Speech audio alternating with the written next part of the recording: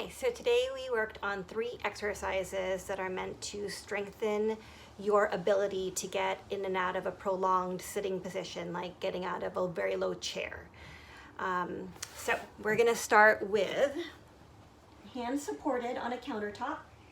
I'm gonna put them right here for now.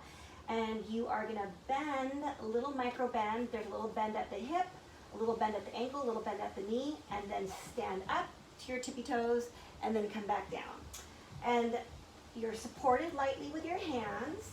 The idea is that you're lifting from the inside, kind of like you have a harness underneath your pelvis, and it is picking you up.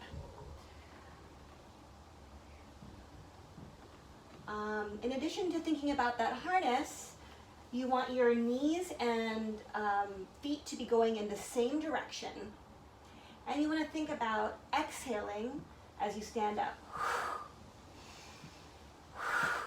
So I did about 10 in a row there, and I'd like you to do 10 of those in a row.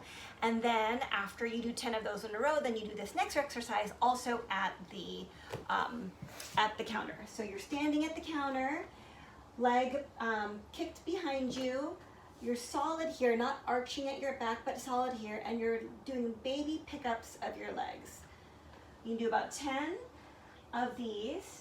Try not to lean to the side. Stay nice and tall over your standing leg. You can do 10 of those, and then you're going to switch to the other side and do 10 on the other side. Same cues. And then after you do those 2 exercises, you're going to ideally get on a solid surface. But if it's too cumbersome to get down to the floor, then you can do it on a bed. I have a solid high surface, so but you can do it on your actual bed.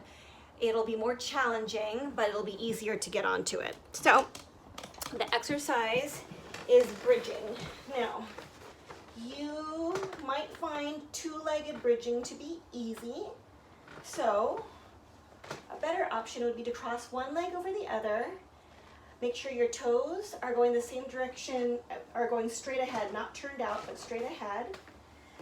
And keeping your pelvis square, lift your hips up and down. You can think about exhaling as you lift your hips, and also think about pressing into your standing heel so that it's not an arch up of your back, but rather a lift up of your hips. An opening of the front of this standing hip.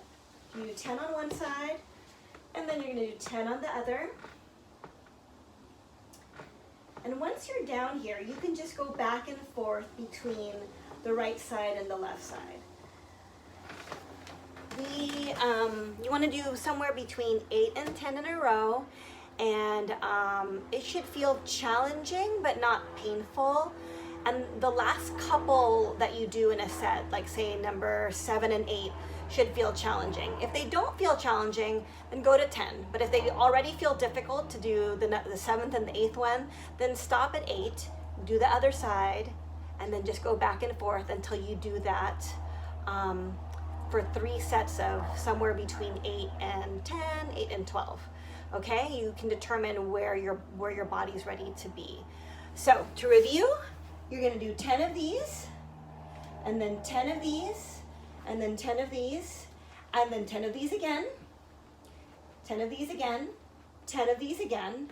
Then you can lie down on the ground or on your bed and do 3 sets of 8 to 12 of those single leg bridges. I think 3 sets of 12 will be too challenging in the beginning, so maybe start with 3 sets of 8 and then increase from there as you're feeling comfortable.